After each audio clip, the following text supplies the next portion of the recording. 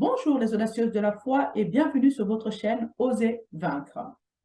Je vais partager avec vous plusieurs vidéos sur la personne du Saint-Esprit, qui est la personne la moins comprise de la Trinité.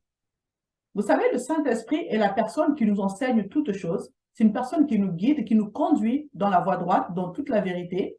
C'est le Saint-Esprit qui nous instruit, qui nous perfectionne, qui nous affermit et qui nous rend inébranlables. Nous devons donc apprendre à coopérer, à collaborer avec le Saint-Esprit pour avoir une vie chrétienne épanouie et victorieuse. Car c'est le Saint-Esprit en nous qui accomplit les miracles et qui nous permet de marcher dans le surnaturel. Amen. Donc, notre premier partage aujourd'hui s'intitule « Les dispensations du Saint-Esprit ». Le Saint-Esprit est la troisième personne de la Trinité. C'est le Saint-Esprit qui nous permet de vivre une vie chrétienne épanouie et victorieuse. Sans le Saint-Esprit, la Bible nous dit que nous ne pouvons rien faire de bon.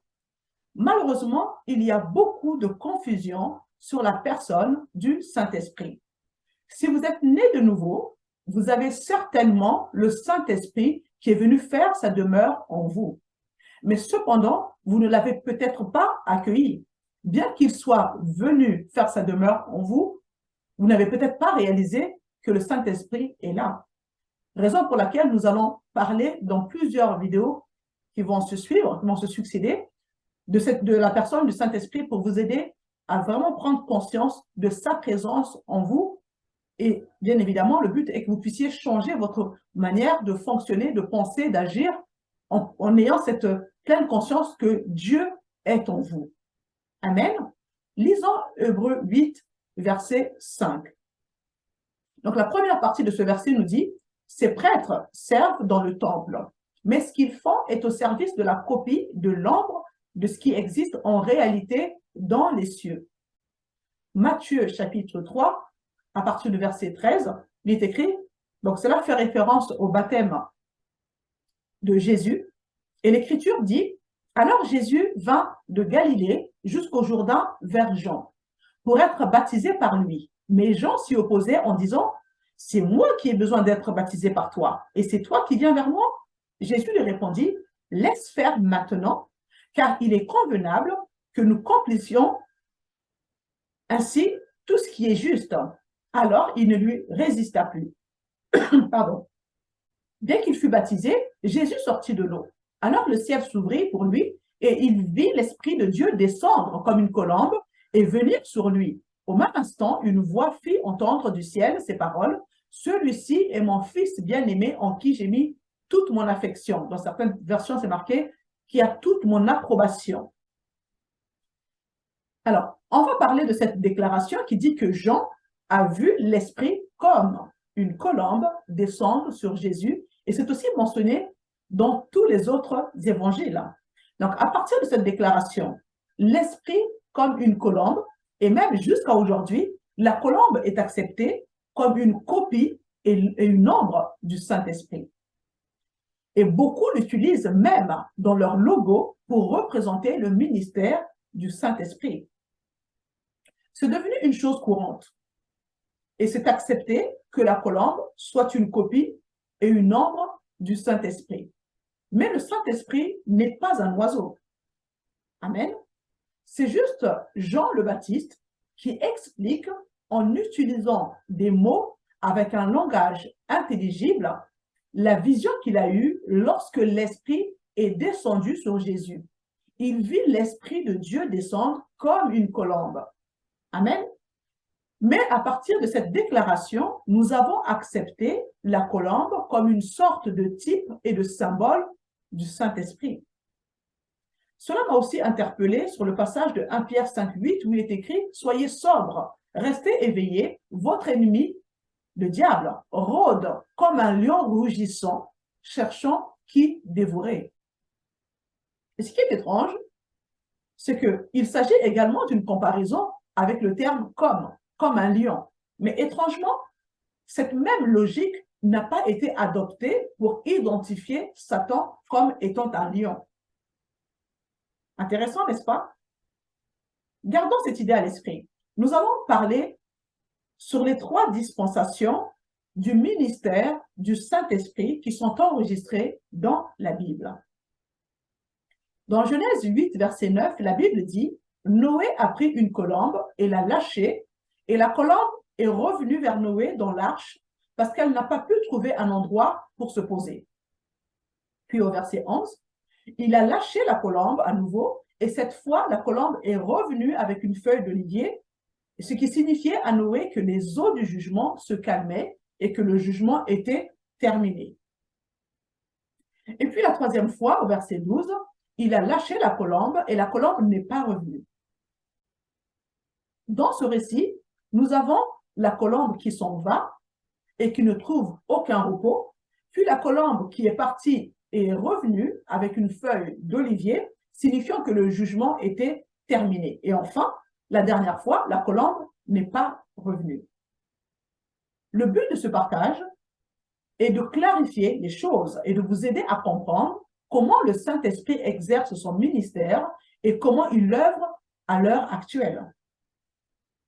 Nous allons nommer et identifier la première dispensation, et c'est une période spécifique où Dieu a exercé son ministère d'une certaine manière dans l'Ancien Testament, car c'est là que tout a commencé.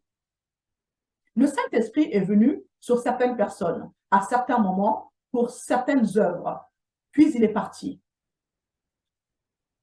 Et il venait principalement sur les rois, les prêtres, les prophètes, etc. Mais par moments, le Saint-Esprit venait sur quelqu'un qui avait pour mission d'accomplir une certaine tâche à la demande de Dieu. Ce fut le cas pour Noé. Donc, l'Esprit venait sur eux et leur permettait de faire quelque chose au-delà de leur capacité naturelle.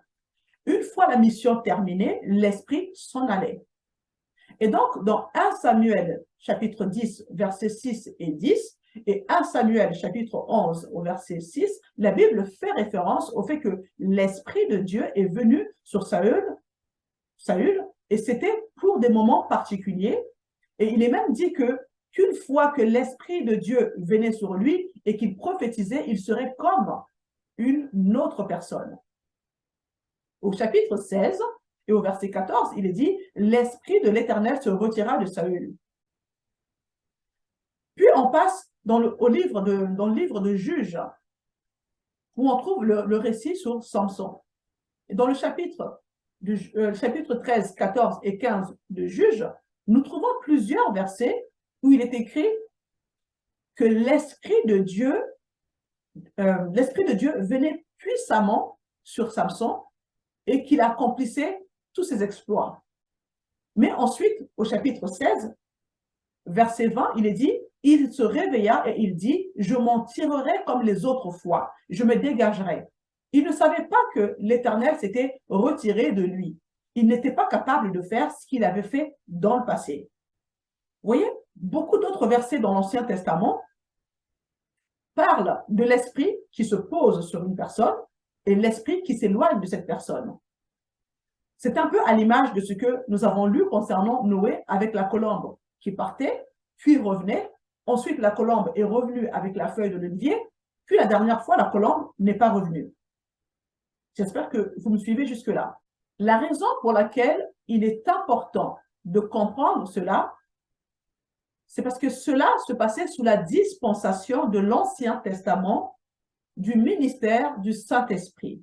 Et nous parlons de l'image de la colombe qui a été envoyée et qui est revenue parce qu'elle ne trouvait pas de repos. Nous devons donc comprendre que dans l'Ancien Testament, personne n'était né de nouveau. Ils avaient tous un esprit charnel, une nature pécheresse qu'ils ont reçue d'Adam et qui leur a été transmis. Quand nous retournons à la Genèse 2, verset 7, et au récit de la création, nous découvrons qu'il est dit que Dieu a formé Adam de la poussière de la terre et lui insuffla le souffle de vie et Adam devint une âme vivante. Donc cela confirme bien que nous sommes tripartites, c'est-à-dire âme, esprit et corps. Dieu leur a donné des instructions au sujet du fruit défendu. Ils ont cédé à la tentation, ils sont morts spirituellement et c'est donc la séparation avec l'Esprit de Dieu. l'Esprit de Dieu en eux s'est retiré. Et c'est à cause de ce que Adam a fait que nous faisons tous l'expérience de cette mort spirituelle. Et donc, tout le monde est venu dans ce monde physique étant mort spirituellement. Ou comme l'apôtre Paul nous dit, vous étiez morts à cause de vos fautes et de vos péchés. Amen. Donc, sous l'ancienne alliance, Dieu a institué les sacrifices qu'il a rendus disponibles pour que les gens puissent obtenir le pardon et se tenir devant Dieu ayant reçu le pardon de leurs péchés. Mais leurs péchés n'étaient pas supprimés. Il était seulement couvert. Et bien sûr, c'était l'état de tout le monde qui était sous l'ancienne alliance. Donc, tout ceci pour vous permettre d'avoir une bonne compréhension de base pour bien comprendre les dispensations du Saint-Esprit dans l'ancienne et la nouvelle alliance. Amen. Donc, le Saint-Esprit ne pouvait pas venir faire sa demeure dans une personne sous l'ancienne alliance. Parce qu'ils avaient toujours leur nature pécheresse et le Saint-Esprit ne peut pas faire sa demeure dans un endroit impur. Donc, il venait seulement sur ces personnes sous l'ancienne alliance pour les rendre capables ou les oindre afin de leur donner plutôt la capacité de faire ce que Dieu leur demandait de faire, qui était au-delà de leur connaissance, au-delà de leur capacité naturelle. Donc, la dispensation à l'époque des évangiles, Matthieu, Marc, Luc et Jean, pendant le ministère terrestre de Jésus, c'est une dispensation totalement unique. Cette dispensation était une période de transition parce que l'Ancien Testament n'était pas arrivé à sa fin et le Nouveau Testament n'avait pas encore eu son commencement. Et donc, Jésus a enseigné beaucoup de choses qui étaient très uniques et beaucoup de choses que le Saint-Esprit a faites durant cette période étaient également très uniques parce que c'était une période de transition. Jésus parlait de vérités du Nouveau Testament, mais elles étaient encore sous l'Ancien Testament. Par exemple, lorsque Jésus parle avec Nicodème, lorsqu'il lui dit dans Jean 3,3, il lui dit « Tu dois naître de nouveau ». Vous réalisez qu'à cette époque, il ne pouvait pas l'être. Pourquoi? Parce que Jésus n'était pas encore allé à la croix du Calvaire pour payer le prix et rendre possible cette nouvelle naissance. Et pourtant, il en parlait. Vous voyez? Donc, sous la dispensation de l'Évangile, Jésus, qui était unique, il était né de l'Esprit, il fut baptisé par Jean-Baptiste dans l'eau au fleuve du Jourdain, et quand il est sorti, le Saint-Esprit est descendu sur lui. Nous savons qu'il avait déjà l'Esprit en lui, parce qu'il est né de l'Esprit. Amen. Mais ensuite, l'Esprit est descendu sur lui, et bien sûr, ce qui s'est passé immédiatement après, il est question de Jésus rempli de l'Esprit, Jésus revêtu de la puissance de l'Esprit, et ce n'est qu'à ce moment-là qu'il s'est levé et a dit « L'Esprit du Seigneur est sur moi parce qu'il m'a consacré par onction pour annoncer la bonne nouvelle aux pauvres. » Donc, c'est dans Luc 4, 18. Et son ministère terrestre a commencé à se produire. Et nous lisons dans Actes 10, 38, où il est écrit « Dieu a oint Jésus de Nazareth du Saint-Esprit et de la puissance, qui faisait le bien et guérissait tous ceux qui étaient opprimés par le diable, car Dieu était avec lui. » Donc, nous savons donc que c'est une expérience que personne d'autre n'a vécue. Amen. Jean le Baptiste a eu également une expérience unique avec la personne du Saint-Esprit, car il est né de l'Esprit. Donc, tout ce que nous lisons dans les évangiles, Matthieu, Marc, Luc et Jean, sur la dispensation du Saint-Esprit, nous devons comprendre que c'était une période unique, une période de transition du fait que l'Ancien Testament touchait à sa fin et le Nouveau Testament allait commencer. Mais ils étaient au milieu des deux. Dans le livre de Jean, Jésus a beaucoup enseigné sur le ministère du Saint-Esprit et il leur parlait de choses à venir.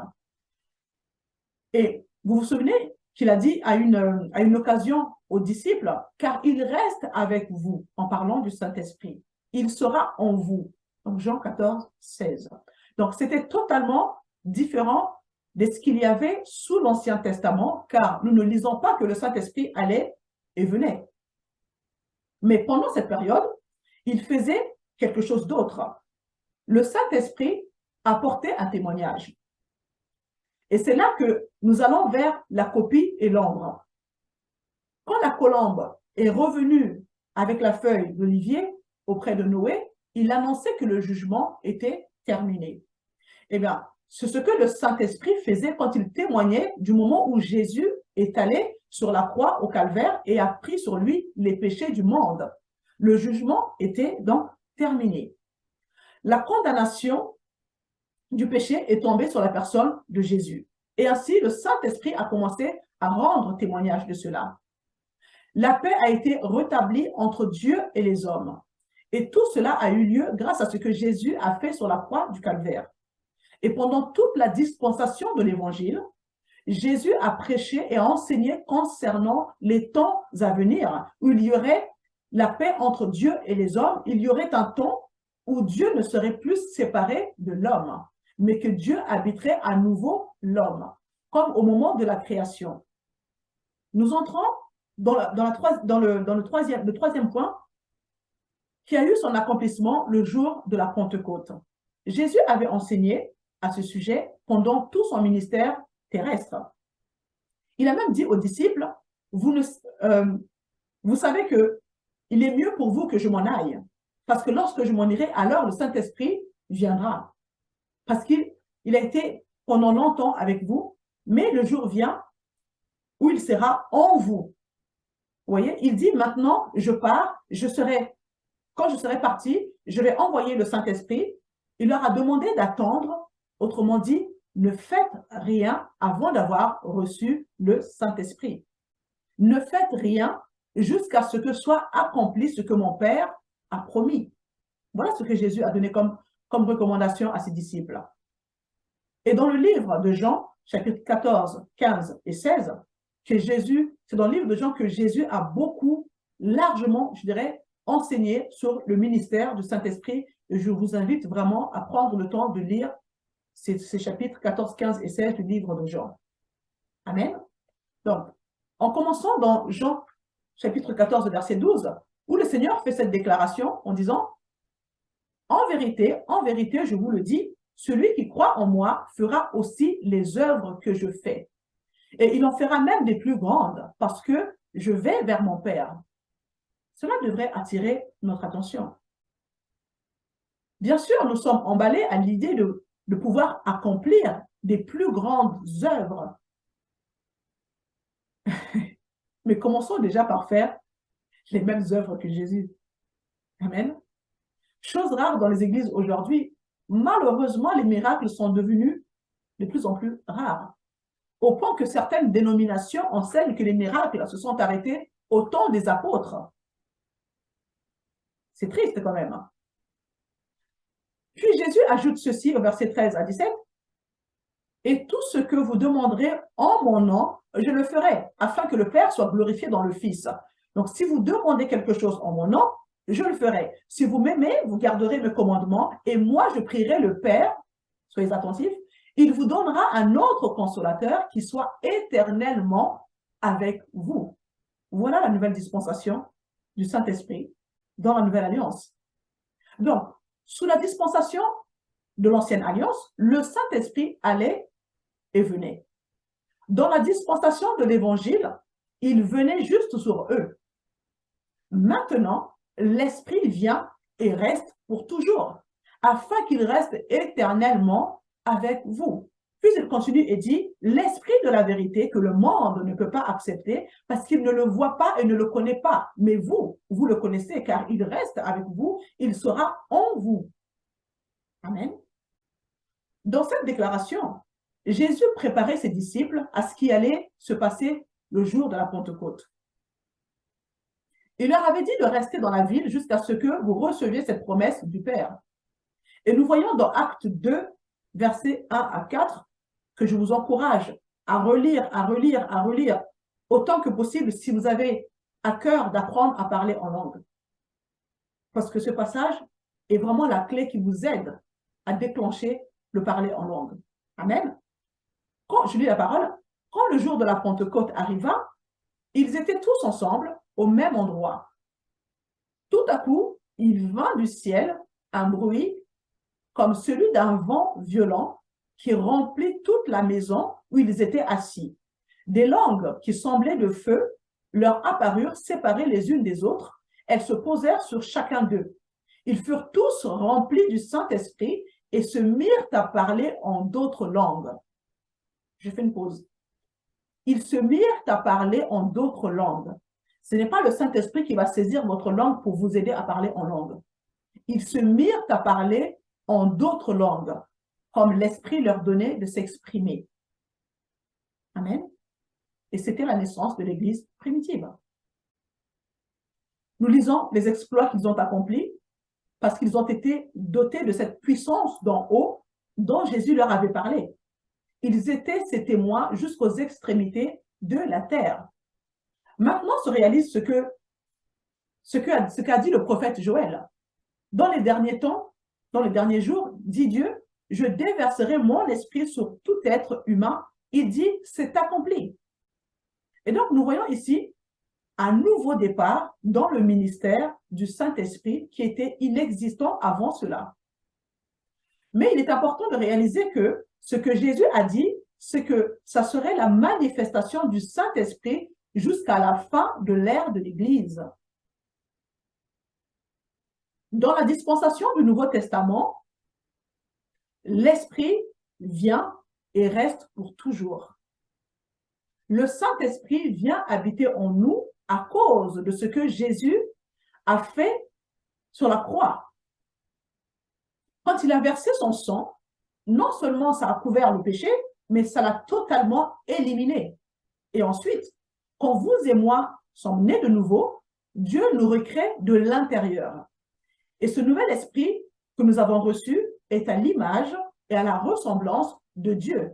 Et cet esprit est parfait. Le péché ne souille pas notre esprit né de nouveau car il a été scellé par le Saint-Esprit. Cela nous ramène donc à la création ou au plan initial de Dieu qui était que toute l'humanité soit habitée par Dieu. Dieu nous a créés afin de le contenir. Amen. Donc, à la lumière de ce que nous partageons, ce qui est étonnant, ce que nous entendons encore aujourd'hui dans des églises, des chants de louanges où nous disons « Saint-Esprit, viens parmi nous. Saint-Esprit, descends et visite-nous. » Et parfois même, à la fin du culte, nous prions en demandant au Saint-Esprit de nous accompagner. Qu'est-ce que cela nous montre? Relisons Jean 14, 16. « Et moi, je prierai le Père, il vous donnera un autre consolateur qui soit éternellement avec vous. » Est-ce le mot « éternellement » que nous ne comprenons pas? Certaines églises sont restées sur la dispensation où le Saint-Esprit venait et partait. Le monde de l'Église dans son ensemble n'a pas reconnu que le Saint-Esprit est venu et est resté éternellement. Nous devons cesser de fonctionner encore avec l'état d'esprit de l'ancienne alliance, où le Saint-Esprit va et vient, et ainsi de suite. Mais Jésus a dit, sous cette nouvelle dispensation, il est venu pour rester, et ce, pour toujours. Il a poursuivi en le confirmant de plusieurs façons en disant, je ne te délaisserai pas, je ne t'abandonnerai pas. Vous comprenez? Donc, si vous êtes vraiment consciente du fait que Dieu vit en vous par le Saint-Esprit, il y a des endroits où vous n'irez plus. Il y a des choses que vous n'allez plus dire, que vous n'allez plus faire. Certaines choses que vous n'allez plus regarder. Parce que vous êtes conscient que Dieu, le Dieu tout-puissant, le Dieu créateur du ciel et de la terre, celui-là même qui vous a créé, habite en vous. Vous comprenez? Certaines choses dans lesquelles vous n'allez, il y a certaines choses dans lesquelles vous n'allez plus vous impliquer parce que vous savez que Dieu est juste là. Il est juste là à participer à toutes ces choses avec vous. Cela devrait développer en nous la crainte de Dieu. Beaucoup de chrétiens nés de nouveau, baptisés du Saint-Esprit, opérant dans les dons de l'Esprit, n'ont toujours pas reçu une vraie révélation de la présence permanente de Dieu en eux. Sans oublier les personnes qui viennent à l'église avec leur masque du dimanche matin, pensant que Dieu est seulement à l'église, c'est-à-dire le bâtiment, et que le reste du temps, Dieu n'est pas là, il est absent. Des véritables tombeaux blanchis, comme le dit Jésus, beaux à l'extérieur et pleins d'hypocrisie et d'iniquité à l'intérieur. Soyons vrais, mes sœurs, soyons vrais. Arrêtons de nous mentir. Nous devons réaliser que Dieu est en nous et avec nous. Amen. Et ce, éternellement. Dieu est omniscient. Il est omniprésent, il est omnipotent. Soyons donc sages et respectons la présence de Dieu en nous. La Bible nous dit, n'attristez pas le Saint-Esprit. Mais quand vous ne réalisez pas sa présence en vous, généralement, vous l'attristez. Vous faites des choses pensant que je suis seul, personne ne voit ce que je fais, personne n'entend, je peux rester dans ces choses malhonnêtes, ça ne regarde que moi. Non. Dieu le voit, il vous voit, il entend, et vous le faites participer à cela. Vous l'emmenez partout où vous allez. Quand vous mangez, Dieu mange avec vous. Quand vous allez au cinéma, Dieu est au cinéma avec vous.